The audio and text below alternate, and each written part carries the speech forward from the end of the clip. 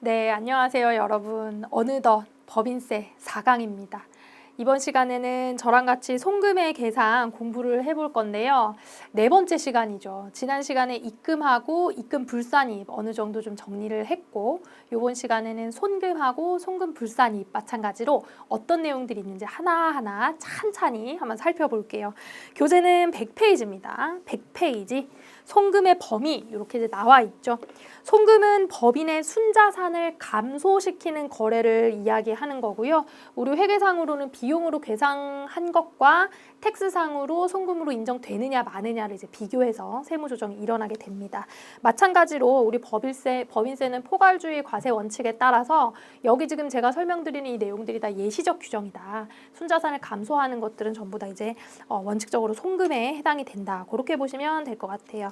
자, 100페이지에 있는 그 표안의 내용들은 정리된 거니까 뭐 이렇게 여러분들 정리하실 때 한 번씩 보시면 되고, 제가 여기다가 이제 요약을 해놨으니 101페이지부터 하나하나 좀 볼게요.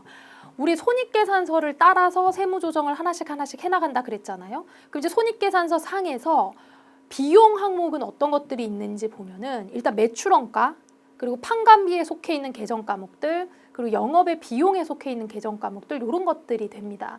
첫 번째 매출원가는 사업상 뭐 상품 매출원가가 됐건 제품 매출원가가 됐건 당연히 비용이죠. 손금입니다. 매출원가하고 판관비는 당연히 손금이에요. 이거 뭐 두말할 필요가 없습니다. 그래서 101페이지 판매한 상품, 제품에 대한 재료와 부대 비용 그렇게 보시면 되고요. 두 번째 양도한 자산의 양도 당시 장부가액, 지난 시간에 말씀드렸죠. 양도한 자산의 양도가액은 입금이고 장부가액은 송금이다. 넘어갑니다. 3번 인건비부터 볼게요. 자, 인건비.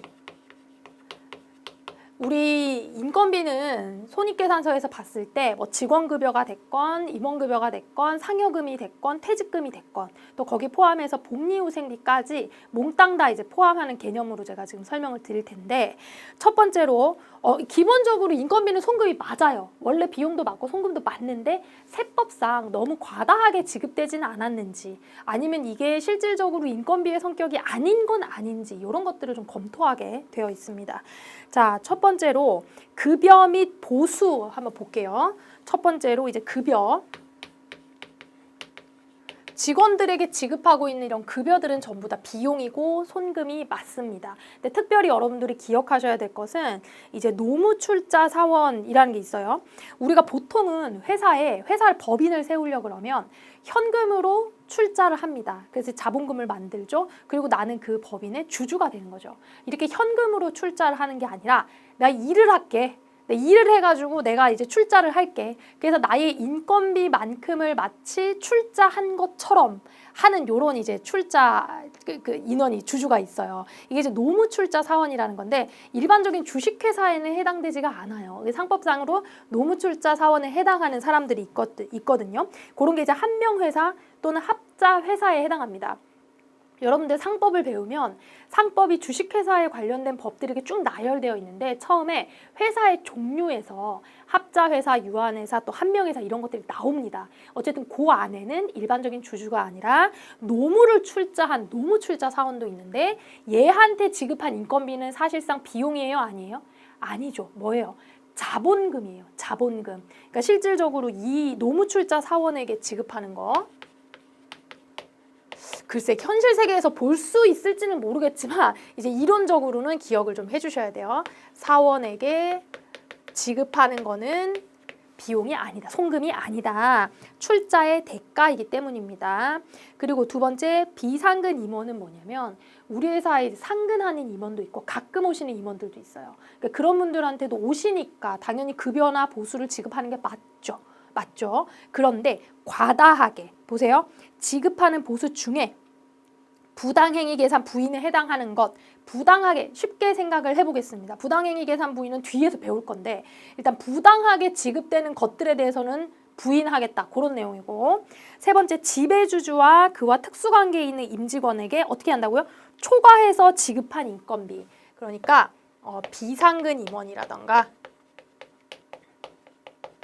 그리고 이제 우리 임원 또는 임원과 특수관계에 있는 사람들에게 초과해서 지급한 보수에 대해서는 어떻게 하겠다고요? 전부 다 손금불산입하겠다. 그런 내용이 있는 거예요. 그러니까 주의하셔야 될 것은 비상근 임원하고 임원 그리고 이제 뭐 임직원들, 특수관계에 있는 임직원들 요런 사람들한테 지급하는 보수가 전체가 다 부인된다. 그런 개념은 아니에요.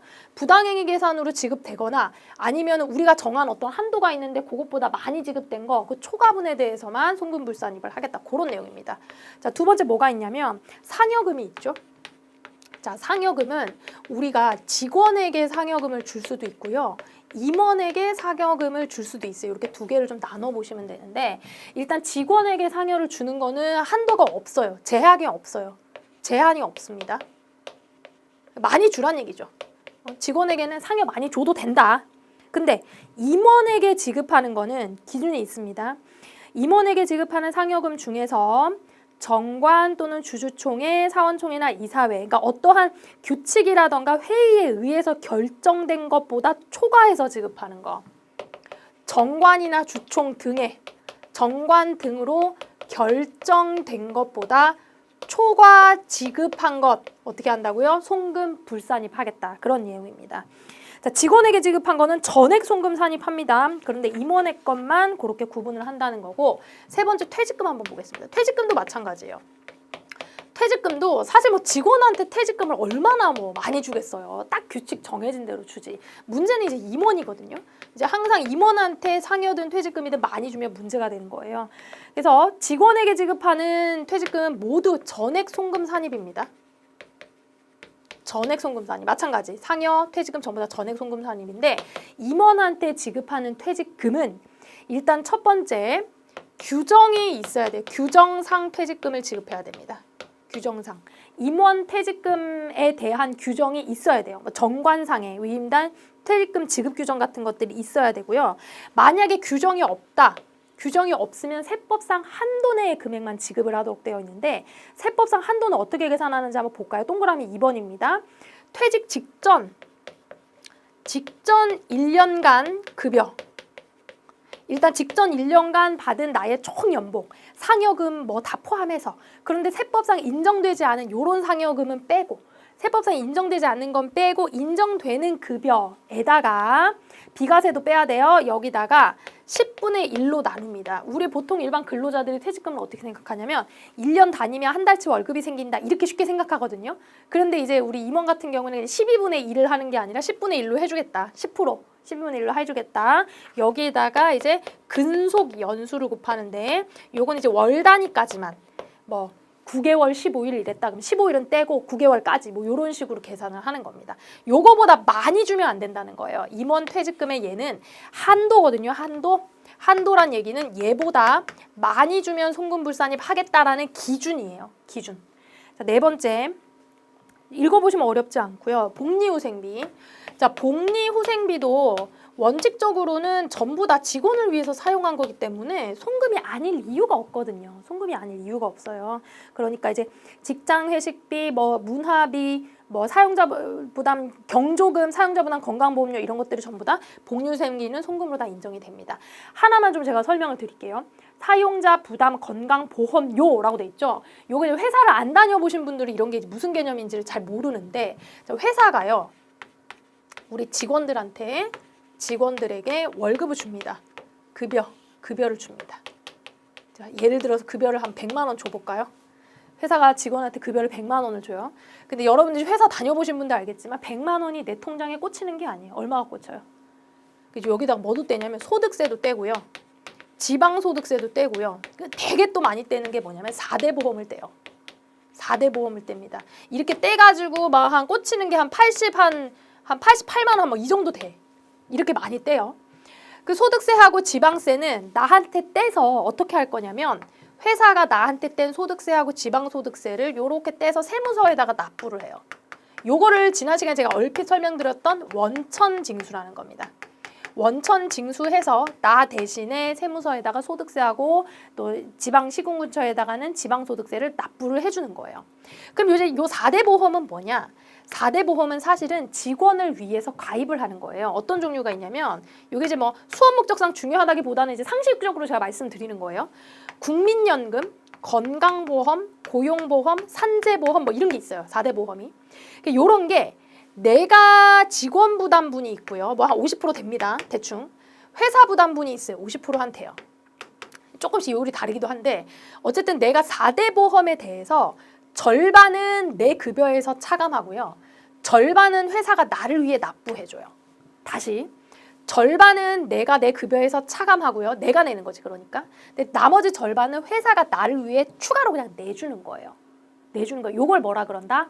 사용자 부담분 건강보험료, 장기요양보험료, 고용보험료라고 하는 거예요. 사용자 부담. 그러면 회사 입장에서 다시 회사 입장으로 돌아와 볼게요. 내가 지금 직원을 위해서 내준 요 4대 보험료, 사용자 부담 요 4대 보험료를 복리후생비처럼 비용으로 봐야죠. 송금으로 봐야죠, 당연히. 그렇죠. 요거는 내가 내 월급에서 까는 거, 직원 월급에서 까는 거니까 내 송금은 아니지만 회사가 나를 위해 내주는 건 전부 다 송금입니다. 자, 그런 것들이 있구나. 자, 보고 넘어가시고. 자, 유형자산의 수선비 보시면 우리가 그 감가상각할 때 배우기는 할 텐데 유형자산 중에 그 지출되는 수선비가 수익적 지출이 있고 자본적 지출이 있잖아요. 우리 회계 때 그렇게 회계 원리할 때 그 정도는 배우잖아요. 그러니까 수익적 지출에 해당하는 거는 단기 송금 비용 인정되는 거고 자본적 지출은 취득원가에 가산해야 된다. 그런 내용. 동그라미 5번 유형자산, 무형자산에 대한 감가상각비 우리 기억을 한번 되살려 볼까? 우리 세무조정 사항 중에서는 결산조정 사항과 신고조정 사항이 있었습니다. 감가상각비는 대표적인 결산조정 사항입니다. 그래서 세법상 한도 내의 금액은 당연히 송금으로 인정이 되고 대신에 결산서상에 반드시 계상을 해야 돼. 자, 자산의 임차료 나가는데 문제 있어요? 그리고 이자, 이 차입금 이자라는 게 이자 비용이에요. 이자 나가는 게 문제 있어요? 전부 비용이고 송금이에요. 대손금 마찬가지죠. 대손 충당금도 우리 결산 조정 사항이었죠. 장부상에 계상을 하면 송금으로 인정받을 수 있다. 이것도 한도가 있어요. 별도로 배울 겁니다. 자, 자산의 평가 차손 중에 법 소정 항목 요거는 지난 시간에 우리가 평가 차익에 대해서 어떻게 했었어요. 세법은 평가하는 거에 대해서 원칙적으로 인정하지 않습니다. 평가 차익 입금 불산입, 평가 차손 송금 불산입. 근데 평가 차익 입금 불산입 중에서 보험업법, 기타 다른 법률에 의한 유형자산 평가 차익은 입금으로 인정한다는 게 별도로 있었어요. 기억나셔야 되는데 기억나시죠? 자, 송금도 마찬가지. 우리가 평가 차손 손금 불산입이 대원칙. 근데 이 중에서 몇 가지는 인정을 해주는 있게 있어요. 손금으로 인정해주는 게. 자, 요거 잠깐만 넘어갈게요. 106페이지로 잠깐만 넘어갈게요. 106페이지. 자, 그러니까 이제 그 105페이지부터 연결되는 표인데요. 105페이지에 보면 양가로 4번이죠. 재고자산 등 특정자산 이외의 자산의 평가차손입니다. 원래는 이렇게 이제 송금불산입인데 얘네는 송금해주겠다. 넘어가면 표에 딱 3개가 있어요. 기억 잘 하셔야 돼요. 얘도 문제 자주 나오거든요. 문제 자주 나와 기억 잘 하셔야 돼요. 특정자산의 평가차손. 특정자산이 하나, 둘, 3개입니다. 특정자산이. 특정자산이 하나, 둘, 3개. 첫 번째 뭐다? 재고자산. 자, 재고자산 평가 차손은 손금으로 인정을 해주는데 어떤 경우에 파손이나 부패. 여러분 재고자산이 파손하고 부패됐으면 이거는 재고자산으로 더 이상 팔아먹을 수가 없잖아요. 예를 들어 음식물이 우리 편의점 같은 데도 있죠. 재고가 쌓여 있어. 근데 막 유통기한이 지나고 얘가 안 좋아졌어, 상태가. 그럼 버리는 거죠. 폐기되는 거죠. 그러니까 이런 것들은 전부 다 평가차손으로 당연히 인정을 해줘야 되겠죠.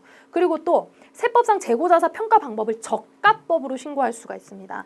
세법상 저가법으로 신고를 한 거예요. 그랬을 때는 저가법으로 회계 처리하는 거에 대해서 인정하겠다. 그 2가지 경우가 있어요.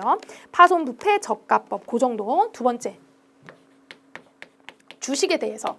주식도 아무거나 평가차손 인정해주는 거 아니에요. 내가 가지고 있는 유가증권이 기말에 평가차손이 떴다 그래서 내 주식의 값이 떨어졌다 그래서 얘를 인정해주는 거 아닙니다. 그렇게 그냥 멀쩡할 때는 인정해주는 게 아니라 어떨 때 안 멀쩡할 때. 안 멀쩡한 게 언제다? 부도, 회생계획 인가 이런 거 여러분 키워드만 동그라미 쳐놓으세요. 그러니까 내가 가지고 있는 주식이 부도난 거예요. 그리고 회생계획 인가를 받은 거야. 너무 힘들어져가지고 너 회생할 수 있겠니? 이렇게 해서 법원에 판결을 받은 거란 얘기야. 그리고 부실징 후 기업이 되거나 혹은 파산을 했습니다. 이거는 내가 가지고 있어도 주식이 거의 종이 쪼가리죠. 이런 거에 대해서 평가차손 인정을 안 해주면 어떡해. 그죠? 단순히 주가가 오르락 내리락한 그런 개념이 아니잖아요. 그러니까 요런 애들 평가차손이 가능하다. 그런 경우만 되는 거예요, 여러분. 세 번째 뭐예요? 유형자산이죠. 자, 유형 자산에 대해서도 평가차손이 원래 안 돼요. 원칙적으로 안 되는데 어떤 경우에 천재지변, 화재, 실질적으로 얘네가 막 파괴당한 거예요. 파손되거나 멸실된 경우, 이런 경우에는 인정을 해주자. 단순히 뭐 값어치가 떨어졌다 이런 건 안 되더라도 기억하셔야 돼요. 요거 잘 나오고요. 문제에서 잘 나오고 원칙에서 반대로 특별한 개정이기 때문에 원칙에서 이제 예외 사항인 거기 때문에 여러분들이 기억을 더 잘 하셔야 됩니다. 자, 103페이지로 이제 다시 좀 돌아올까요? 자, 103페이지 다시 돌아오면 제세공과금 나옵니다. 자, 제세공과금에서 대표적인 거 우리가 이미 봤던 거 법인세 비용 송금불산입, 그렇죠? 그 두 번째 부가가치세 매입세액 송금불산입입니다. 하지만 불공제가 된 매입세액은 그건 이제 송금 인정을 해준다 그랬죠. 자, 동그라미 1번 개별 소비세, 주세, 소비세 전부 다 송금 불산입이에요. 여러분 세금은 제세공과금 송금 맞거든요. 근데 여기 이제 동그라미 1번부터 쭉 나와 있는 게 다 송금 불산입인 거예요. 얘는 송금 불산입입니다. 여러분 송금에 산입하지 않는 내용이에요. 동그라미 4번도 요 별표 해놓으세요. 세법에 따라서 의무 불이행으로 인한 세액입니다. 요거 이제 가산세 같은 거 나오면 세법상 내가 지연해서 내거나 부가세 잘못하고 내면 가산세 우리 배웠었죠. 그런 거 내면 싹 다 송금 불산입입니다. 다음에 법령에 따라 의무적으로 납부하는 것이 아닌 거 임의출연금 이런 거 내야 되는 게 아닌데 그냥 내가 낸 겁니다. 말 그대로 임의출연금이죠. 송금불산이. 다음에 내가 뭔가를 잘못했어. 제재, 제한 무슨 뭐 부담했어요. 그런 걸로 부담했어. 폐수 배출 부담금. 이런 거 폐수 배출하면 안 되는데 폐수 배출했잖아. 이런 거 전부 다 송금 불산입이에요. 다음에 벌금. 나 잘못했습니다. 과료, 과태료. 어디 주차 딱지 띄었어. 과속 딱지 띄었어. 전부 다 송금 불산입니다. 내가 잘못한 거잖아요. 이런 거 전부 다. 그리고 강제 징수비라고 이런 것도 전부 다 송금 불산이. 그런데 사계약상 여러분 요 뒤에 보세요. 그냥 이제 우리가 상횡의 거래상 이제 지연돼 갖고 지연이자 내고 이런 거 있죠. 아니면 뭐 공단에다가 막 지연해갖고 가산 이런 지연 가산금 내고 이런 거, 요런 것들은 지체상금, 연체이자, 연체금, 연체료 얘네들은 송금불산입 아니에요. 요런 거는 단순히 내가 대금 지급이 늦어갖고 내는 거기 때문에 얘네는 송금 인정이 되는데 법적으로 뭔가 잘못한 거, 막 과속주행 이런 것들, 이런 건 전부 다 송금불산입이다. 동그라미 8번 징벌적 목적의 손해배상금. 자, 요거는 조금 이제 세부적인 내용 잠깐만 보면요. 이렇게 엄청 중요한 건 아니에요. 그냥 그 문장이 송금 불산이구나라고 여러분들이 그냥 머릿속으로 생각만 하실 수 있으면 돼요. 109페이지에 가보시면 심화학습이 있거든요. 109페이지. 제가 지금 입금하고 송금하는 부분에서는 좀 페이지를 왔다 갔다 하죠. 비슷한 거는 묶어갖고 여러분들 기억을 좀 잘하게 해드리고 싶어서 그러는 거예요. 그러니까 약간 조금 분주하시더라도 잘 따라와 보세요. 자, 징벌적 목적의 손해배상금이라는 게 있습니다. 내가 이제 내가 손해를 입혀가지고 손해배상금을 주면 그 손해배상금이 100% 손금은 아니에요. 100% 다 손금은 아니에요. 실제 발생한 손해액이 분명하지 않은 경우에는 손해배상금의 3분의 2를 곱한 금액을 송금 불산입 대상 손해배상금으로 하는 겁니다. 내가 준 금액의 3분의 2는 송금 불산입이라는 얘기예요. 그런 내용이 그냥 있는 거예요. 그래서 이러이러한 밑에 있는 박스 안에 있는 이러이러한 법에 따라서 손해배상금을 할 때 그럴 때는 송금에 산입하지 않는다. 그런 내용입니다. 자, 됐고요. 103페이지 그래서 다 끝났어요. 104페이지 보시면 영업자가 조직한 단체로 주무관청에 등록된 조합협회에 지급한 회비, 뭐 일반적으로 우리가 내야 되는 회비, 우리 그 업종마다 회들이 있어요. 저도 세무사니까 세무사 회도 있고, 또 무슨 기계면 무슨 기계를 만드는 기계협회도 있고, 뭐 음식 요식업 협회도 있고, 이런 협회들이 있어요. 그런데다가 내는 일반적인 회비들은 전부 다 비용으로 인정이 된다, 송금으로 인정이 된다, 그겁니다. 자, 요렇게 송금 금방 정리가 됐고, 손금 불산입 사항 한번 볼게요. 송금 불산입도 우리 그 입금 불산입하고 비교를 했을 때 자본 충실화 목적으로 송금 불산입 되는 항목들이 있어요. 여기 보면 주식 할인 발행 차금 있죠? 그렇죠? 우리 주발초 할 때도 어떻게 됐었어요? 입금 불산입 했었잖아요. 얘도 마찬가지입니다. 그래서 똑같이 우리 주식 발행 초과금도 정상적으로 회계 처리를 하면 자본잉여금으로 들어가니까 세법으로 입금이 안 잡혀서 세무조정이 필요가 없는데 원래 입금 불산입이니까. 근데 내가 회계 처리를 실수를 해서 주식 발행 초과금을 수익으로 잡았다. 그랬을 때는 입금 불산입 세무조정을 해야 된다. 이것처럼 얘도 주식 할인 발행 차금도 맨 아래쪽에 볼까요? 회사에서 얘를 잘못 회계 처리해갖고 만약에 비용으로 계상했으면 송금불산입으로 빼야 된다는 얘기예요. 그러니까 회계 처리를 어떻게 했느냐가 세무 조정을 할 때 아주 중요하다. 아시겠죠? 획일적으로 세무 조정이 되는 게 아니에요. 그래서 재밌는 거예요, 이게. 그래서 재밌는 겁니다. 그래서 어려운 거고. 아시겠죠? 105페이지. 자, 잉여금의 처분을 손비로 계상한 금액. 자, 이건 무슨 얘기냐? 우리가 단기 순이익이 계산되면 얘가 재무상태표에 잉여금으로 들어가죠. 그러면 이익 잉여금 발생한 걸 가지고 주주총회를 합니다. 자, 요거 이제 우리가 돈이 남았습니다. 우리 그 영리 비영리 구분할 때 제가 영리법인의 목적이 뭐라 그랬어요? 우리 회사에서 번 돈을 나눠 갖는 게 목적이라 그랬잖아요. 이익을 분배하는 게 목적이라 그랬죠. 영리를 추구하는 법인은. 그러니까 이렇게 이익잉여금이 남으면 이걸 어떻게 쓸 건지를 주주총회를 하는 거예요. 주주들이 모여가지고. 그러면 그때 이제 처분을 배당 요만큼 주고요. 직원들 고생했으니까 상여도 이만큼 주고요. 요만큼 우리 투자해야 되니까 투자하려고 좀 적립도 해놓고 이런 걸 결정을 한단 말이야. 이때 이익 처분에 의해서 상여를 주는 경우에 보세요.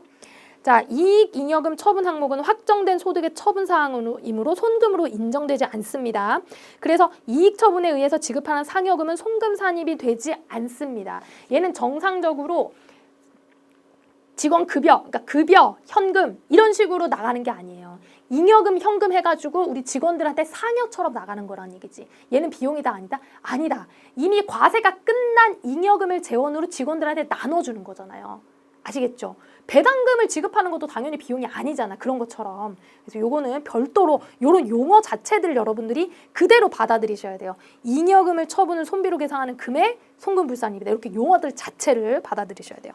자, 법령 위반 의무불이행으로 인한 송금불산입 항목 방금 말씀드렸죠. 벌금 과료 과태료, 가상금, 강제징수비. 강제징수비라는 게 이제 개정돼서 용어가 바뀌어서 그래요. 원래는 체납처분비 이랬었는데 용어가 좀 바뀐 거고.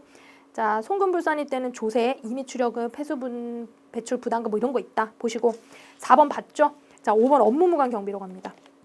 자, 106페이지에 업무무관 경비가 이제 나오는데 일단은 우리가 회사에서 회계 처리를 하면서 가장 이제 검토를 할 때 아주 기본적인 요건은 뭐냐면 송금의 아주 기본적인 요건은 대전제는요. 이 모든 손금은 업무와 관련이 있다라는 게 제 전제가 돼야 돼요. 무조건 대전제가 돼야 돼요. 우리 부가가치세 할 때 매입세액 불공제 할 때도 뭐가 있었어요? 업무무관 자산에 대한 매입세액 불공제 했었죠. 그러니까 업무랑 관련성이 있다는 건 대전제가 기본적으로 돼야 돼. 법인세도 마찬가지입니다. 법인세도 업무랑 관련이 없으면 얘네랑 관련된 건 싹 다 송금불산입해야 돼요. 사장님이 그냥 뭐 어디다 썼다던가 우리 집을 위해서 썼다던가 업무랑 상관없이 나간 거 이런 것들은 다 부인입니다. 송금불산입이에요. 자, 업무무관 부동산, 근데 이제 업무무관 경비 중에서 특히 이제 업무무관 부동산에 대해서 제가 요 내용 가지고 설명을 좀 같이 해드릴 건데, 자, 업무무관 부동산에 대해서 자, 그 내용을 좀 보면서 할까요? 동그라미 1번부터 한번 볼게요. 업무무관 부동산, 업무무관 자산을 취득했죠. 그리고 그걸 관리해야 될 때 들어가는 비용이나 유지비, 수선비 있죠. 전부 다 송금불산입니다. 두 번째. 법인이 쓰는 게 아니라 어떤 게 업무무관 부동산이냐면 법인이 쓰는 게 아니라 다른 사람이 주로 사용하는 거예요. 그러니까 비출자 임원이라던가 소액주주 임원인 직원을 빼고 그러니까 출자하지 않은 임원이라던가 우리 직원들 말고 우리 직원들이 쓰는 거는 업무랑 관련된 거지. 그렇죠? 얘네들 말고 다른 사람이 쓰는 거는 싹 다 업무무관입니다. 동그라미 3번. 출자자라는 게 주주죠.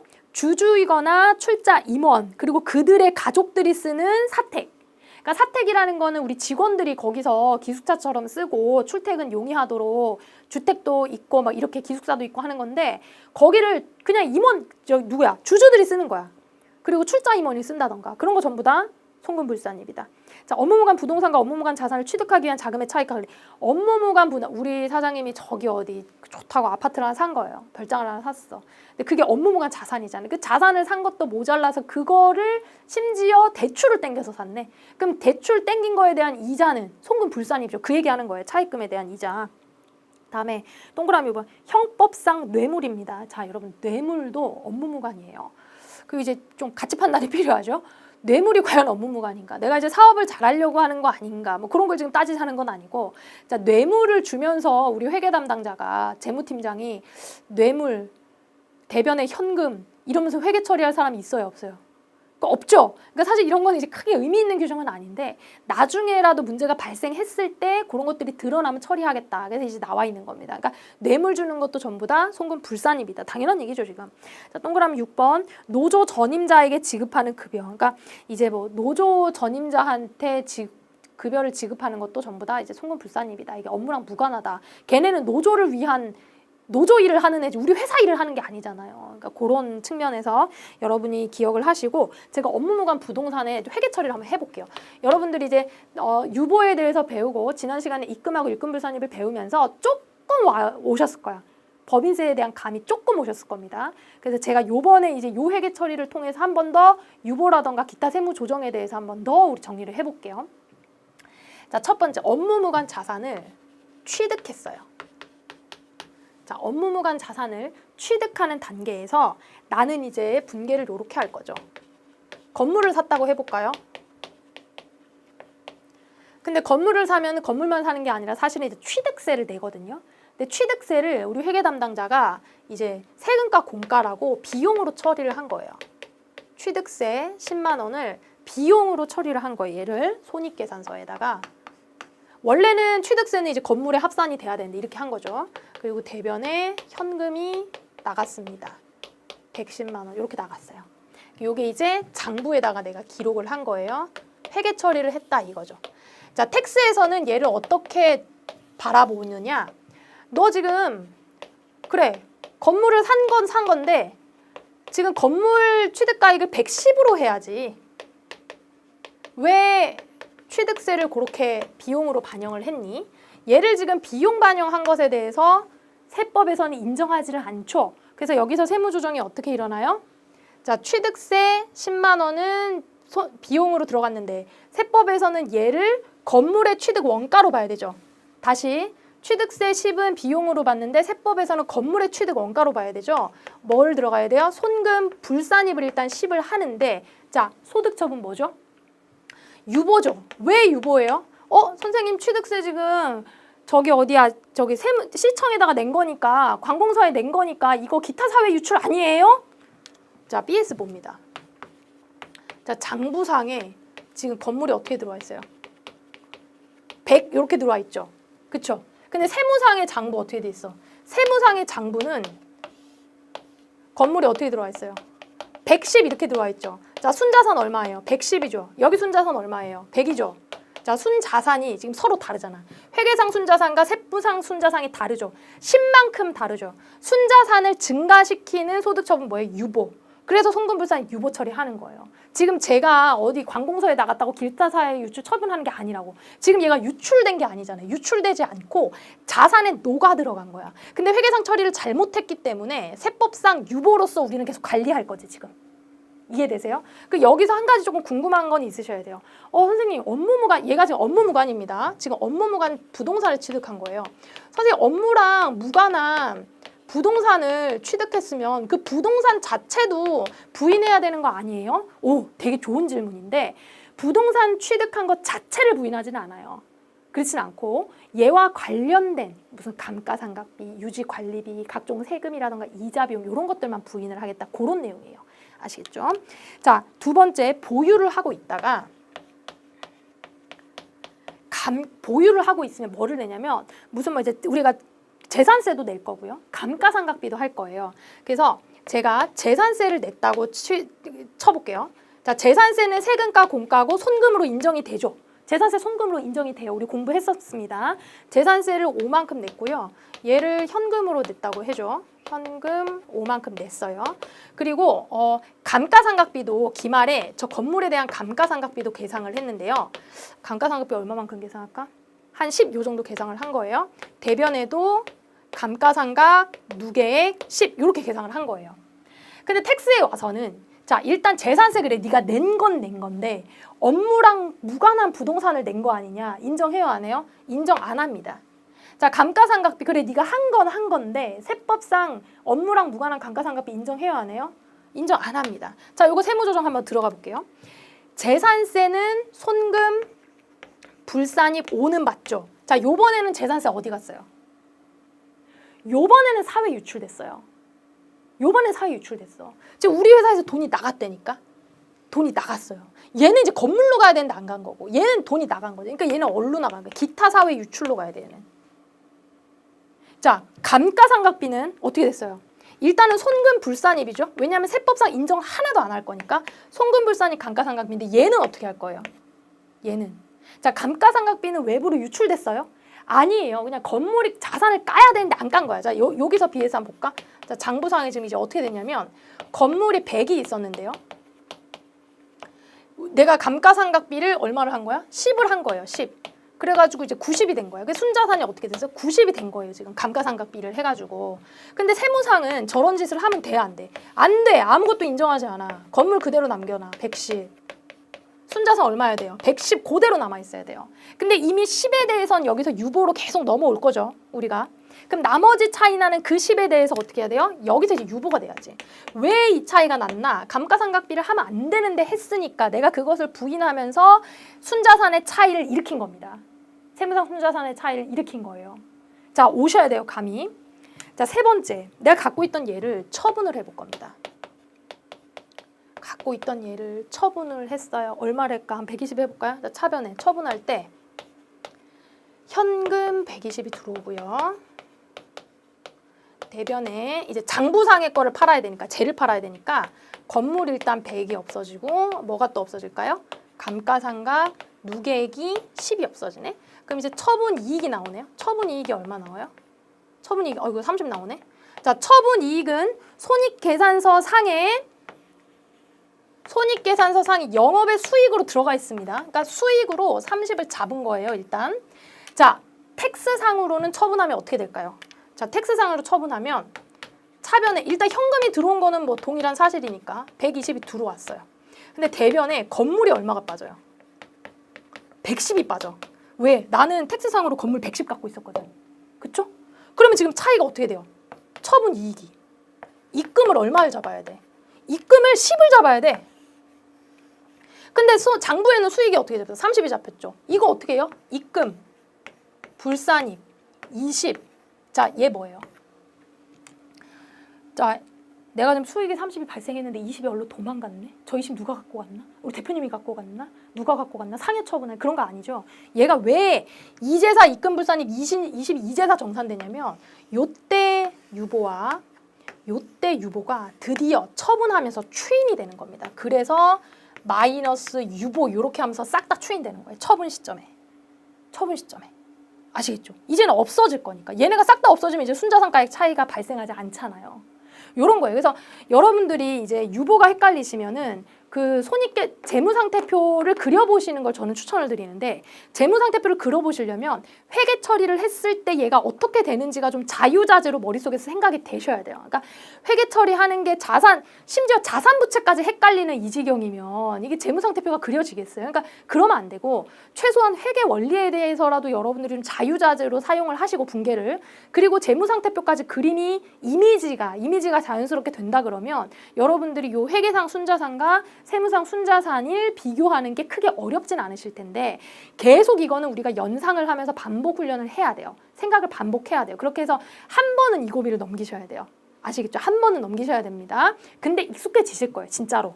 자, 교재 보세요. 106페이지 아래쪽에 있는 표인데 업무무관 자산의 취득 보유 처분. 제가 이제 이거 설명드리려고 이제 이렇게 좀 여러분들 이해를 도우려고 요 설명을 한 건데 취득 단계.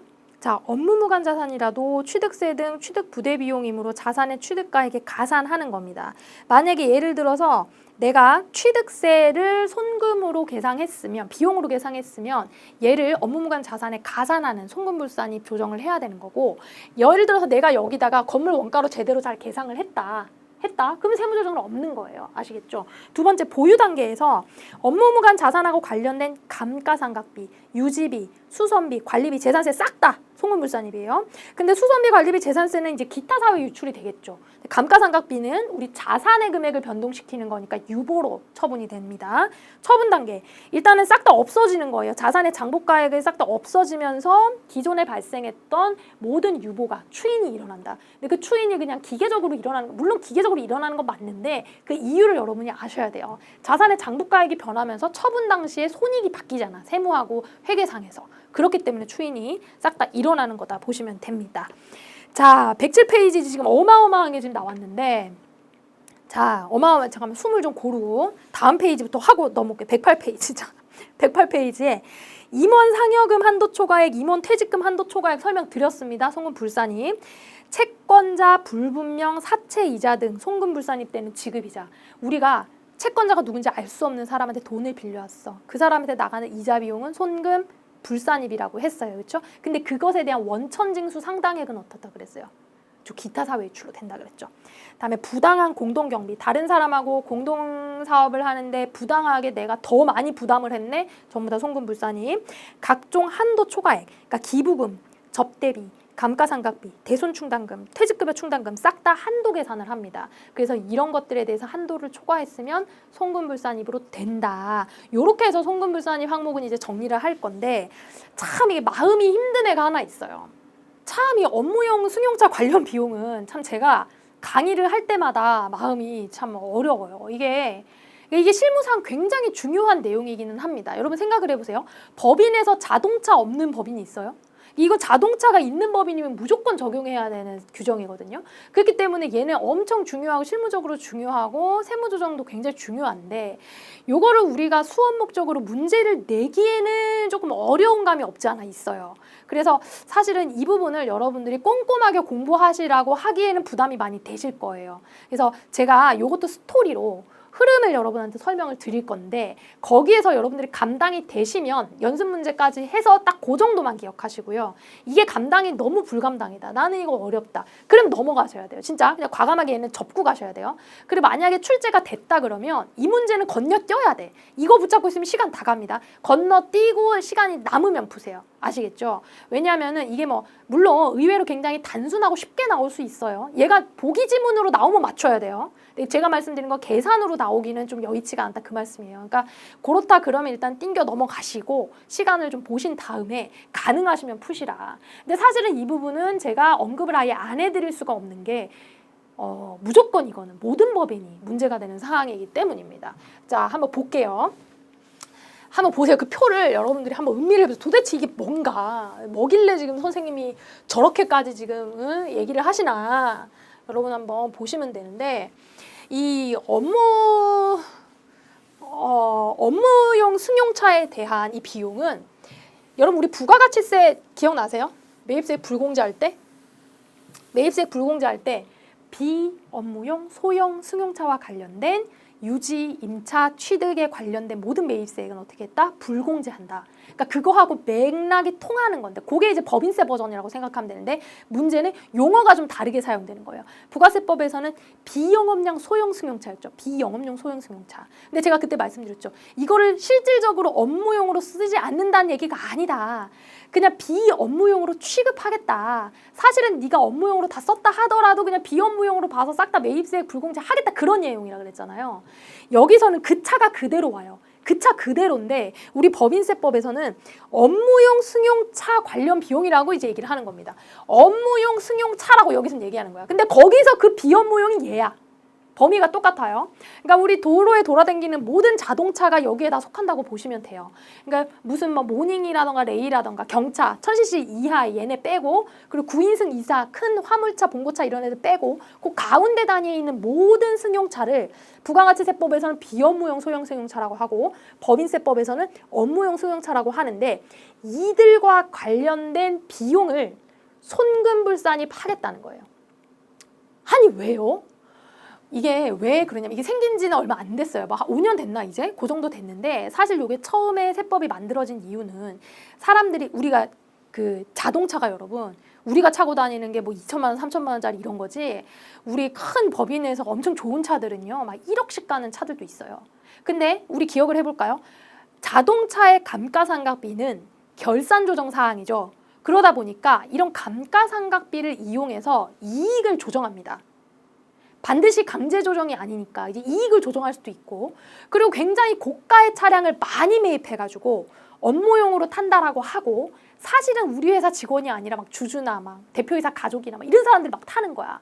그럼 업무랑 무관하게 타는 것에 대해서 밝혀내기도 쉽지가 않아요.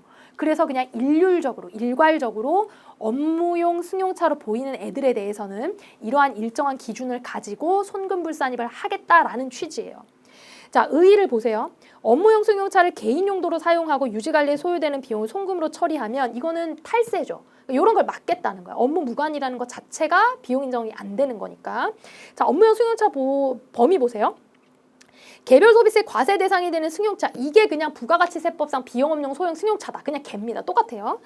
자, 그런데 운수업이나 자동차 판매업이나 운전학원이나 이렇게 진짜 차가 필요한 업종들이 있어요. 그러니까 걔네는 적용을 안 할 거고요. 뭐 장례식장, 뭐 장의관련, 요거 그냥 가볍게 읽어보세요. 요런 애들은 제외하는 겁니다. 요런 애들 빼고 이제 어떤 것들을 손금불산입을 할 거냐, 제 이야기를 그냥 한번 들어보세요. 자, 일단 첫 번째. 감가상각 의무화입니다. 자, 첫 번째 감가상각을, 원래 감가상각이 뭐라 그랬어요? 결산조정사항이라고 제가 말씀드렸죠. 근데 얘는 강제, 의무, 신고조정인 것처럼 그렇게 취급을 합니다. 감가상각을 강제로 신고조정처럼 의무화시켰어요. 감가상각 강제상각을 합니다. 의무화. 어떻게? 5년 정액으로. 5년 정액법으로 강제로 의무해요. 여러분, 예를 들어 1억 원짜리 자동차를 샀다고 해보세요. 1억 원짜리 자동차 있어요. 1억 원짜리 자동차를 샀는데 우리 회사에서 자유롭게 감가상각 방법을 선택할 수가 있잖아요. 예를 들면 5년의 정률법 이런 식으로. 그렇죠? 요거는 회계 기준에 우리가 회사에서 합리적인 방법을 선택하면 인정을 해주죠. 회계 기준에서 너 왜 그렇게 했어? 라는 것들에 대해서 범위를 벗어나지만 않으면 자유롭게 회사가 선택할 수 있잖아요. 그러니까 우리는 회계상으로 얘를 5년 정률법이라고 해가지고 5년 정률법이면 상각률이 4.5%인데 한 4,500만 원 정도 감가상각비를 떨 수 있어요. 5년 정률법을 하면. 근데 세법상으로는 5년 정액법으로 너 무조건 해라. 요렇게 이제 한도를 주는 거예요. 그럼 5년 정액법 하면 얼마예요? 2천만 원만 감가상각비 설정을 할 수 있어요. 그러니까 사실은 그동안은 이런 식으로 감가상각비도 결산서에 반영하면 인정한다 그랬잖아요. 그랬었는데 요거에 대해서 인정을 안 하고 한도를 줄여버린 거죠. 5년 정액으로. 그럼 이때 어떻게 해야 돼요? 손금, 불산입 2,500 요렇게 이제 세무 조정을 한다. 근데 거꾸로 이익을 조정하기 위해서 있잖아요. 어떤 법인들은 여기에 감가상각을 아예 안 하는 경우도 있었어요. 빵. 근데 원래 감가상각비 같으면 결산조정 사항이니까 비용으로 결산서에 반영하지 않으면 세법상 한도가 있어도 요거 세무조정 있어요, 없어요? 없었죠. 결산조정 사항의 특징이었잖아요. 근데 이번에는 업무용 승용차에 대해서는 강제상각이기 때문에 네가 계상을 안 했어? 요거 너 이익 조정하려는 목적이지? 무조건 손금산입 2천만 원 하게 돼 있습니다. 요게 바로 강제상각 특징이에요. 다른 감가상각비하고 다르게 자동차에 대해서만 이런 거예요. 차량 운반구에 대해서만. 세법상 그냥 규정이 그렇습니다. 받아들이세요. 두 번째. 자, 두 번째는 이제 우리 회사의 직원이라던가 임직원, 임원이 아니고 막 대표이사 이렇게 우리 회사를 위해서 일하는 사람이 아니고서는 요 차를 못 타게 하고 싶은 거야. 왜냐면 우리 아들, 딸 다 타거든. 우리 사모님 다 타거든요. 못 타게 하고 싶어. 못 타게 하려면 어떻게 할까요? 보험 가입을요. 임직원 한정을 시키면 돼요. 보험을 임직원으로 한정 가입을 하게 합니다. 자동차 보험을 임직원 한정 특약을 맺게 해요. 그래서 모든 법인이 이제는 모든 법인의 자동차는 임직원만 탈 수 있게끔 보험 가입이 됐어요. 만약에 보험을 임직원 한정으로 가입을 안 했다. 미가입했다. 그러면 이 자동차와 관련된 모든 비용을 전액 손금 불산입이에요. 전액. 전체 금액 싹 다. 그럼 이게 꽤 커요, 여러분. 되게 크거든요. 일단은 감가상각비로만 2천만 원을 못 하잖아. 그리고 이 자동차와 관련된 비용이라는 게 뭐냐면, 자, 관련 비용이라는 게 뭐냐면요. 거기 표 안에 내용 있죠? 관련 비용이. 자, 관련 비용이 감가상각비, 보험료, 유류비, 만약에 렌트날 있으면 임차료, 그죠? 뭐 차량 통행, 수리, 뭐 이런 거. 자동차랑 관련된 모든 비용을 관련 비용이라고 해요. 얘네를 싹 다 전액 손금불산입 할 거예요. 가입을 안 하면. 그러면 이제 오케이, 알겠어요. 그래, 가입한다, 그래. 가입했어요. 보험 가입했어요. 보험을 가입만 했다고 지금 끝나는 일이 아니야. 보험 가입했으면 이제는 네가 업무 목적으로 얼마나 탔는지를 판단해야 돼. 자, 이제 여기서부터 어처구니가 좀 없어지는데 들어보세요, 여러분. 우리 대표이사가 자동차를 막 타고 다닙니다. 근데 우리 사장님은 가끔은 이제 뭐 차를 타고 친구를 만나러 갈 때도 있어요. 거래처도 다니고 출퇴근도 하지만 친구를 만나러 갈 때도 있고 골프 치러 갈 때도 있고 가족들이랑 여행을 갈 때도 있어요, 없어요? 그럴 수 있겠죠. 그런 것들을 다 구분해내라 이겁니다. 그러면 그거 구분해내는 것을 세법적으로 어떻게 알아낼까?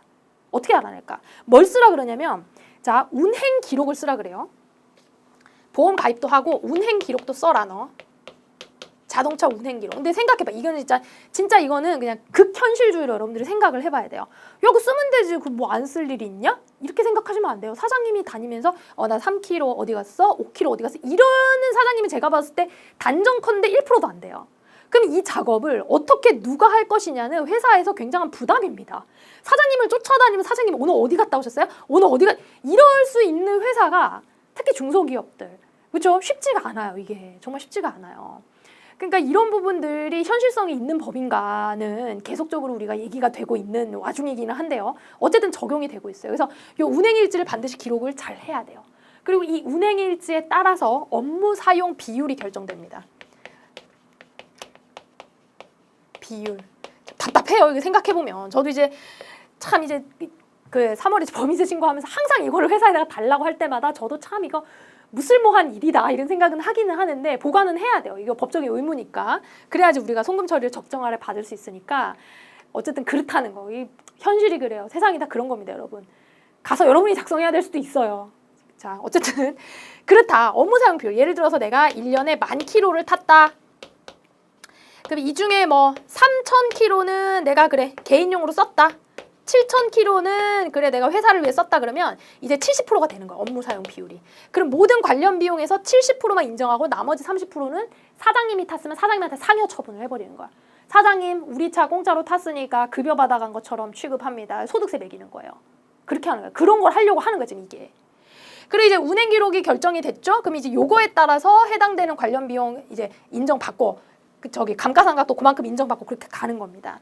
자, 그리고 네 번째로 추가적으로 여러분이 챙겨야 되시는 건 뭐냐면 일단은 운행 기록 등의 작성을 비치하지 않은 경우 만약 운행 기록을 안 썼어요. 미비치, 미작성. 그러면은 차 한 대당 1,500만 원까지는 인정을 해줘요. 작성을 안 해도. 1,500만 원까지. 이것도 작년에 개정된 거예요. 재작년까지는 1,000만 원이었어. 한 대당 1,000만 원은 감가상각 포함한 거기 때문에 굉장히 작은 거거든요. 1,500만 원에는 개정이 됐다. 그러니까 미작성했으면 오케이 1,500만 원까지. 그러니까 결론적으로는 굉장히 고가의 차량들을 제재하려는 목적이 있어요. 그러니까 작은 차량들은 사실 걸리지는 않는데 이제 우리 대표이사라던가 사주들이 타고 다니는 이런 차들은 고가니까 그런 것들을 좀 이제 제재를 하겠다. 그런 목적인 거죠. 자, 감가상각비 한도가 있어요. 감가상각비 한도. 아까 여기서 감가상각비 2천만 원까지 무조건 해라 그래갖고 2천만 원 감가상각비 했죠. 그 2천만 원 감가상각비를 했다 그래서 얘를 싹 다 100% 다 인정해 주는 건 아니에요. 일단 네가 강제상각으로 해서 감가상각은 했지만 연간 800만 원 넘는 감가상각비는 인정 안 하겠어라는 게 있어요. 그래서 만약에 100% 업무 사용 비율이라고 치면 100% 업무 사용 비율이라고 치면 여기서 1,200만 원은 또 송금불산입을 시켜버려야 되는 거예요. 자, 뭔가 점점 복잡해지죠. 그냥 스토리로 들으라고만 했어요, 제가. 아, 요런 게 있구나 정도로만 이해하세요. 또 하나 뭐냐면 처분했는데 손실이 발생했어요. 이익이 발생하면 상관없어. 회사의 이익이니까. 처분했는데 손실이 발생했어. 손실이 되게 커. 이것도 800만 원 넘는 손실은 인정 안 해줍니다. 그럼 800만 원 넘는 건 어떡하냐? 다음 해부터 800만 원씩 이렇게 인정해 주는 거야. 감가상각비도 마찬가지. 자, 그런 게 이제 스토리입니다. 그래서 요 표에 있는 내용들을 여러분들이 요 정도만 그냥 기억을 하시고요. 요 정도만 기억을 하시고 너무 부담스럽고 다른 것도 힘들다 싶으면은 이제 2회독, 3회독 할 때 한번 도전해 보시라. 그래서 제가 요거를 연습 문제가 있더라고요. 연습 문제가 또 양심 없이 내놨어. 11번에 114페이지 11번 연습 문제가 요 업무용 승용차랑 관련된 거라서 이걸 그냥 먼저 풀고 가겠습니다. 왜냐면 이걸 뭐 제가 여러분한테 혼자 풀어보세요 이런다고 풀 수 있는 게 아닌 것 같아서 저랑 같이 그냥 푸시고요. 그리고 이제 조금 약간 선별적으로 공부하셔라. 그런 차원으로 말씀드립니다. 볼게요. 11번. 114페이지입니다. 자, 21개 사업년도에 대표이사 업무용으로 승용차를 1억 원에 샀습니다. 자, 대표이사 업무용으로 쓴다. 그래도 이거는 그냥 요거 적용을 해야 돼요. 이 규칙을. 임직원 전용 자동차 보험에 가입했죠. 가입했어요. 해당 업무용 승용차에 관련된 내용을 바탕으로 세무조정을 수행하고 세무조정의 결과 21 사업년도에 미치는 순효과를 계산하면 자, 각 사업년도 소득금액에 미치는 순효과라는 얘기는 세무조정 플러스 마이너스를 한 요 금액이 얼마냐 이걸 묻는 거예요. 그렇죠? 순효과니까. 당기순이익에서 플러스 마이너스 세무조정을 할 건데 각 사업용도에 미치는 효과라는 얘기는 플러스 마이너스 한 거 네팅한 게 얼마냐 요거 묻는 겁니다. 아시겠죠? 세무조정 어떻게 하냐 이거 묻는 게 아니라 자 일단 그거를 묻는 거예요. 볼게요. 자 손익계산서상 비용 내역입니다. 감가상각비를 손익계산서상에 손익계산서에 이만큼 비용을 계산한 거예요 지금. 감가상각비를 일단 1,000만 원을 계산했어 손익계산서에. 근데 아까 우리가 얼마에 샀죠? 차량을 1억 원에 샀었죠. 얘를 우리는 5년 정액법으로 강제상각해야 돼요. 맞아요? 업무용 승용차는 그래서 2천만 원을 감가상각을 해야 돼요. 손익계산서상 1,000만 원을 했는데 텍스는 얼마를 해야 돼요? 2천만 원을 해야 돼요. 무조건. 이거 세무조정 어떻게 돼요? 여기서 일단 세무조정 하나 나오네. 손금산입 1,000만 원. 요거 나오죠? 손금산입 1,000만 원. 요거 나와요. 감가상각과 관련된 거니까 얘는 유보가 될 겁니다. 마이너스 유보가 될 거예요. 자, 요 부분 이해하셔야 돼요. 근데 일반적인 감가상각이 모두 이렇다고 생각하시면 안 돼. 얘는 자동차만 이런 거예요. 일반적인 감가상각은 결산조정 사항이기 때문에 이런 경우에 세무조정이 없어야 정상이에요. 맞죠? 결산서에 반영한 것만큼만 비용 인정하니까 결산조정 사항은. 근데 자동차만 이걸 한다고. 자동차만. 자, 1번 세무조정 나왔어요. 두 번째. 차량 유지비가 뭐 이런 게 나왔어요. 1,200만 원. 작성 비치된 운행기록부. 운행기록부도 그래도 용케 쓰셨네. 우리 사장님이. 봤더니 업무용이 7,500이고 총주행이 만 킬로야. 그러면은 나는 업무 사용 비율은 몇 프로다? 75%입니다. 자, 일단 업무 사용 비율 75% 나왔어요. 계산해 볼게요. 내가 사용한 총 자동차와 관련된 비용은 얼마예요? 총 비용. 관련된 총 비용. 손익계산서에 계산한 2,200만 원이 아니죠. 왜? 1,000만 원을 더 더해야지. 3,200만 원이에요. 그래서 관련된 총 비용이 3,200만 원이에요. 총 비용이. 관련된 비용, 관련 비용. 내가 추가로 계산한 1,000만 원까지 반영해야죠. 그래서 3,200만 원에 75%까지는 인정을 하는 거죠. 3,200만 원에 75%까지 인정을 하는 거예요. 그러면 75%면 2,400만 원이거든요. 그럼 2,400만 원만 인정해야 되는데 손익계산서에는 비용을 얼마 넣었어요? 3,200 넣었지. 근데 텍스는 인정을 얼마 해야 돼요? 2,400 해야지. 그러면은 얼마가 넘어요? 800만 원. 그럼 얘는 어떻게 해야 된다? 손금 불산입. 800만 원 하는 겁니다. 그리고 얘는 사장님이 썼기 때문에 얘가 상여 처분되는 거예요. 얘가 상여 처분되는 거예요. 아시겠죠? 두 번째 세무조정 아시겠죠? 세 번째 뭐가 있었어요? 감가상각비 한도를 계산을 해봐야 돼. 800만 원 넘는지 안 넘는지. 자, 감가상각비 한도를 계산할 건데 자, 관련 비용 했고 요거 첫 번째 했고 세 번째 감가상각비 한도 여러분 생각을 해보세요. 요거부터 여러분 조금 헷갈리시는데 진짜 이거 가볍게 생각하세요. 제가 그냥 해드리는 거니까. 우리 회사는 감가상각비를 얼마를 계산했다? 2,000만 원을 계산했습니다. 우리 회사는 감가상각비를 2,000만 원 계산했어요. 왜냐하면 내가 송금산입도 이미 했잖아요. 근데 이 중에서 업무 사용 비율만 일단 인정을 받아야죠. 왜요? 업무 사용하지 않은 거에 대해서는 여기서 싹 다 뺐잖아요.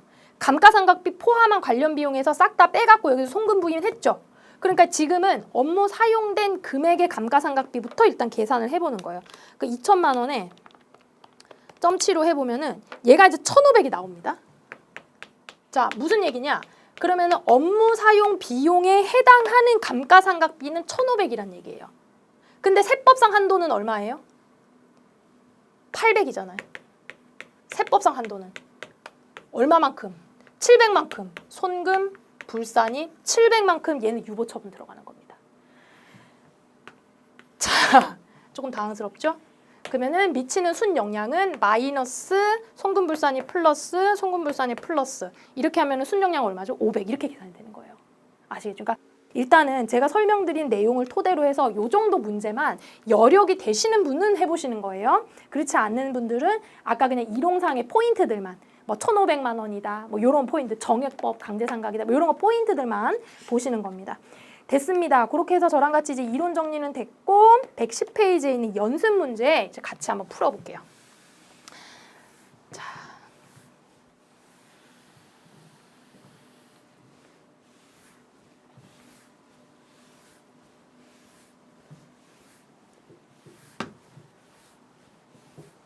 자, 이제 손금에 대해서 배웠으니까 연습 문제도 여러분들이 직접 한번 풀어보시고요. 복습 차원에서 풀어보시고 저랑 풀이를 보셔야 됩니다. 이제 입금불산입, 송금불산입 파트에서는 사실은 이제 그거를 구분할 수 있느냐 하는 이런 단답형 문제들이 나올 가능성이 굉장히 높아요. 항상 나오고 있고. 그러니까 구분을 얘들은 뭐 하나 빼놓지 않고 전체적으로 일단은 틀을 여러분들이 다 갖고 계셔야 돼요. 안타깝지만. 그런 부분들을 여러분들이 그래도 이제 그 개념을 이해하시면 어렵진 않으실 거라고 제가 생각을 해봅니다. 110페이지 1번.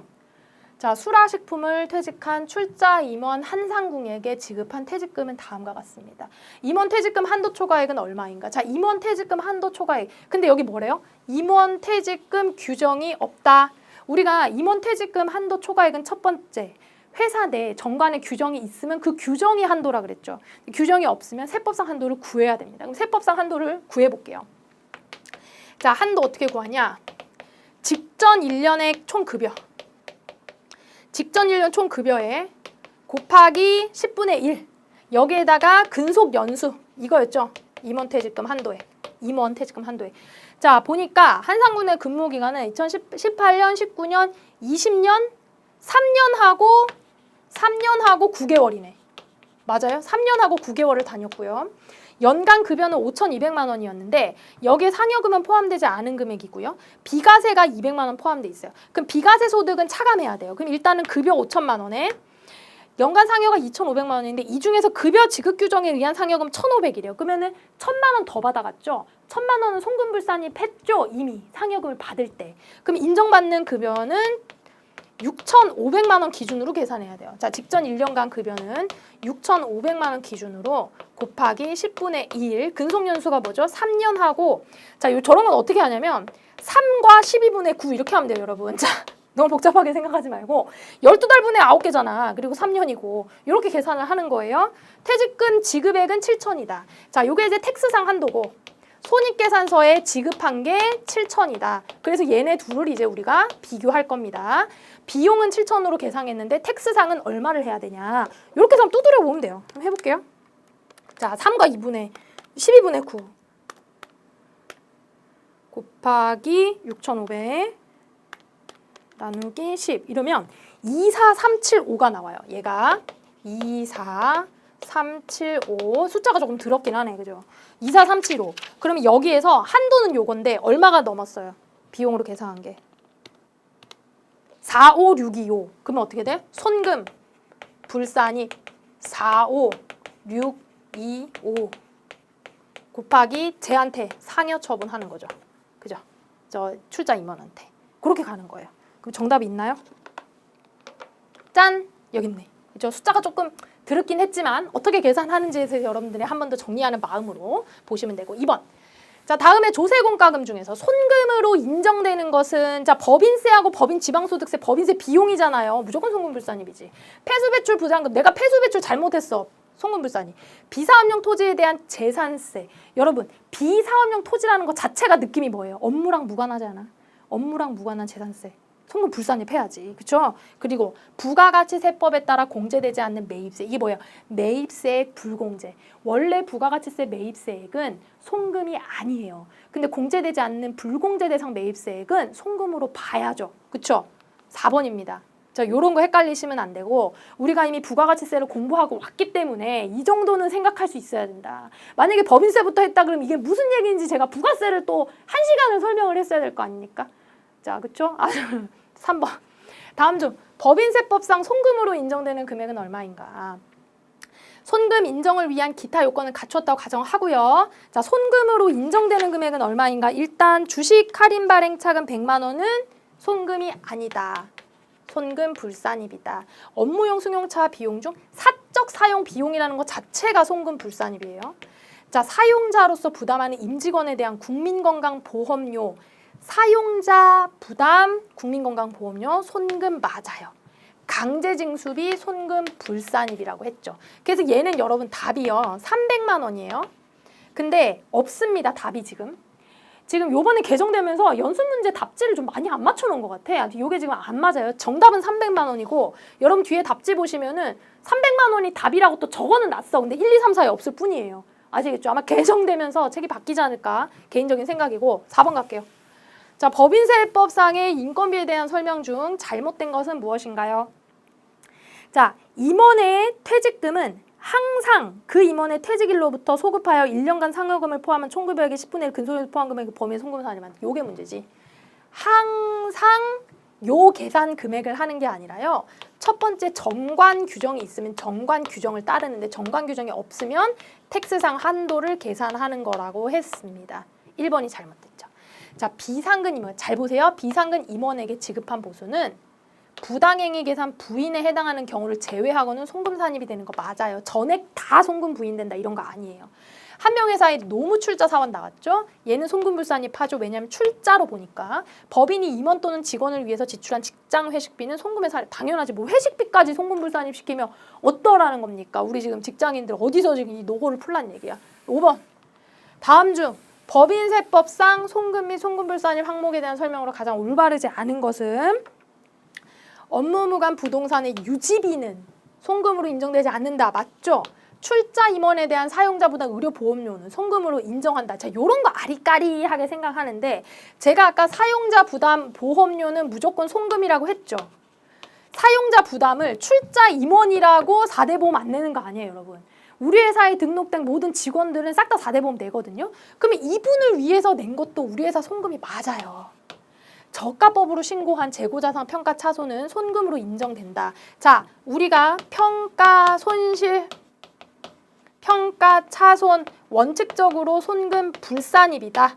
그런데 손금으로 인정되는 게 세 가지가 있었는데 첫 번째 재고자산 기억나죠? 파손 부패 그리고 저가법으로 신고했을 때 두 번째 유가증권 주식이죠. 주식. 얘는 어떨 때? 주식 어떨 때? 부도, 회생계획 인가, 이렇게 됐을 때, 파산했을 때, 그랬을 때 그런 애들 유가증권 전부 다 평가손실 해야죠. 세 번째 뭐였죠? 유형자산, 천재지변, 불나고 요랬을 때 전부 다 평가차손 인정한다는 내용이 있었어요. 주식 할인 발행 차금은 회사의 순자산을 감소시킴으로 송금으로 인정된다.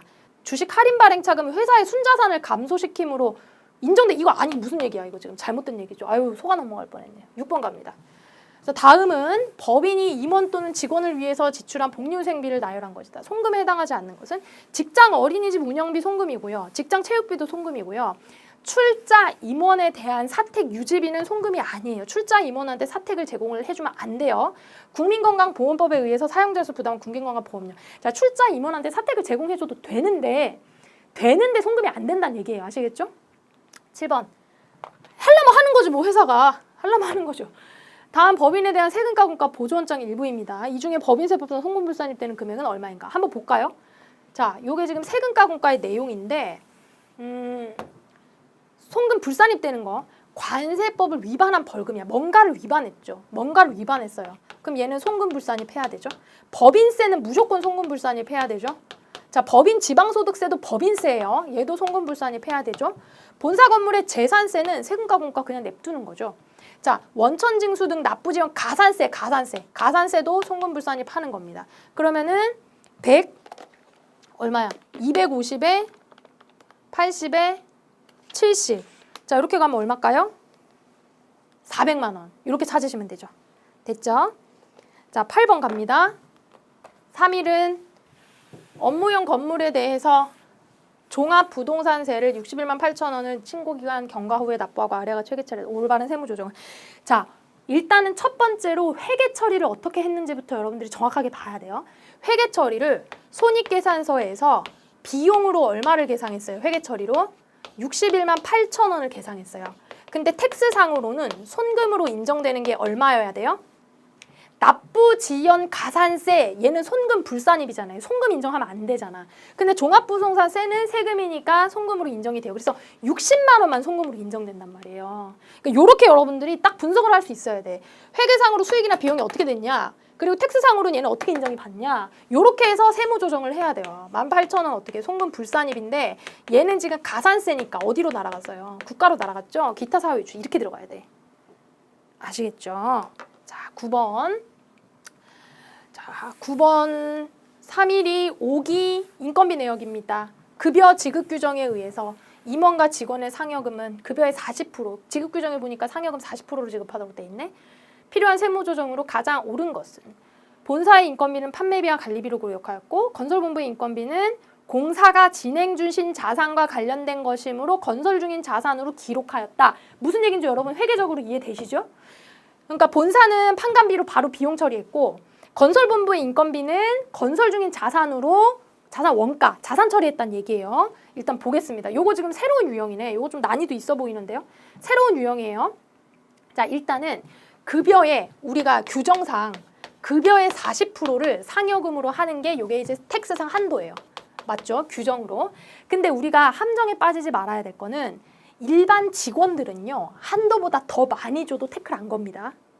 아까 그랬잖아요. 근데 임원은 꼭 상여금 한도대로 줘야 돼. 직원은 한도보다 많이 줘도 태클 안 걸어. 임원은 한도대로 줘야 돼. 그래서 직원은 다 오케이일 거란 말이에요. 직원은 다 오케이야. 임원이 문제일 것 같아. 제 생각에는. 자, 손익계산서상 상여금을 이렇게 지급을 했어요. 자, 그러면 텍스상은 상여금을 얼마가 돼야 될까? 임원 1억 5천에 대한 40%는 얼마냐 저거. 자, 1억 5천에 40%는 6천만 원이어야 되는데 7천만 원을 줬네요. 직원은 오케이 인정일 거고 임원은 여기에 40%면 4천만 원이겠네. 4천만 원이어야 되는데 얼마를 줬어요? 지금 6천만 원을 줬네. 그럼 일단은 자, 요쪽에서는 여러분 어떻게 처리했는지 보세요. 손익계산서 7천, 6천, 그리고 텍스 6천, 4천 요거 기준으로 우리가 세무조정 들어갈 건데 아까 본사는 바로 비용으로 처리했다 그랬죠. 건설본부는 자산의 취득 원가로 들어가야 된다라고 했습니다. 그럼 얘는 비용으로 처리를 과다하게 했네. 손금, 불산입 1,000만 원. 그리고 누구한테 가요? 상여. 직원 임원한테 준 돈에 대해서 맞죠? 상여 이렇게 1,000만 원 들어가는 거예요. 얘가 문제인데 일단은 첫 번째로 손금 불산입 2천은 맞아요. 근데 손금 불산입 2천을 얘를 어떻게 해야 될까? 자, 요거를 장부로 한번 해볼게요. 장부로. 여러분, 요게 이제 손익계산 장부라고 생각을 해보세요. 건설 중인 자산을 우리가 계상을 하고 있는데 회계상으로는 건설 중인 자산을 지금 6천만 원을 계상했단 말이에요. 회계상으로는. 왜냐하면 지금 임원 얘만 보는 거예요. 얘만. 그러니까 손익계산서상으로 6천만 원을 반영했다는 의미는 쟤를 취득원가에 건설 중인 자산으로 계상했으니까 장부에 건설 중인 자산 6천만 원을 계상했다는 말이죠. 이 말이죠. 근데 텍스에서는 저렇게 하면 안 되고야. 너 얼마를 해야 되는지 아니냐? 건설 중인 자산을 4천만 계산해야 돼. 이렇게 되는 거예요. 그럼 이거는 회계상 순자산 6천을 텍스상 순자산 4천으로 바꾸는 세무조정이 하나가 필요하죠. 자, 순자산을 감소시키는 세무조정. 손금, 산입 6천에서 얼마야? 2천.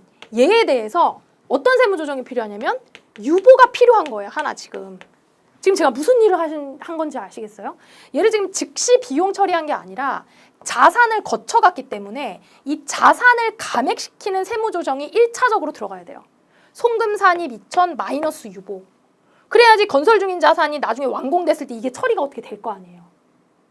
첫 번째, 이거 지금 어려운 세무조정이고 여러분들이 지금은 이해 안 되신다 그러면은 일단 다 끝내고 다시 와서 한번 보세요.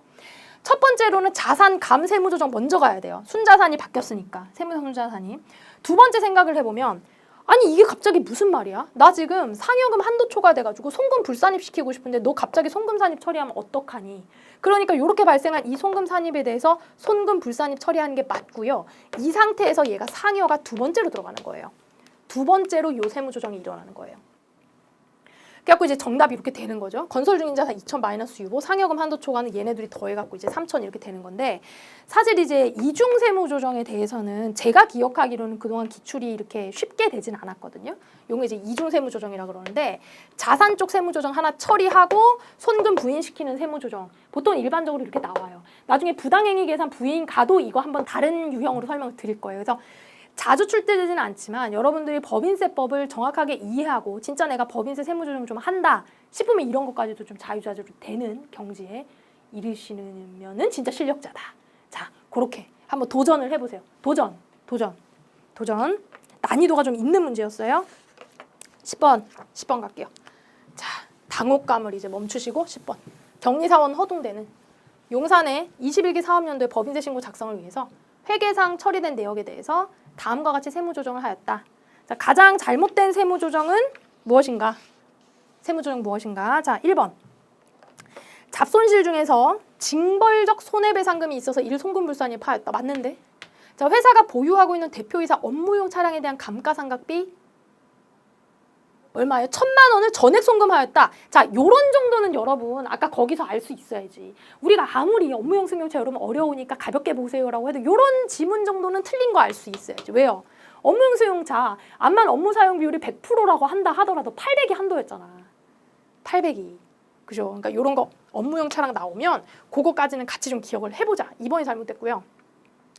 관계회사와 공동으로 사업을 운영하면서 발생한 비용 중에 회사가 부담하기로 약정 금액을 초과하는 것은 송금불산이 뱉다 맞고 잡손실의 세부 내역을 검토하던 중에 행정명령을 위반해서 잘못한 거지. 지가 잘못한 거지. 송금불산이 파는 겁니다. 지가 잘못한 거 내도 송금불산이 파는 거예요. 자, 이렇게 업무용 차량에 대해서는 제가 봤을 때 요 정도 지문 나오는 거 맞출 수 있으시면 되고 계산 문제는 좀 오바가 아닌가. 그래도 나오면 푸실 수 있으면 풀면 너무 좋죠.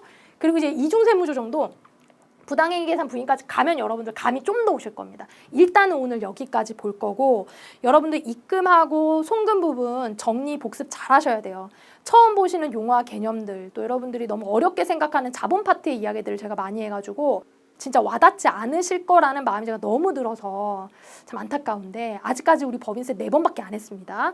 6시간이라는 멀고 먼 시간이 더 있어요. 그 시간 동안 여러분들은 더 많은 것들을 받아들이시게 될 겁니다. 자, 다음 시간부터 이제 강론 들어갈 건데요. 도망가지 마시고 꼭 다시 뵀으면 좋겠습니다.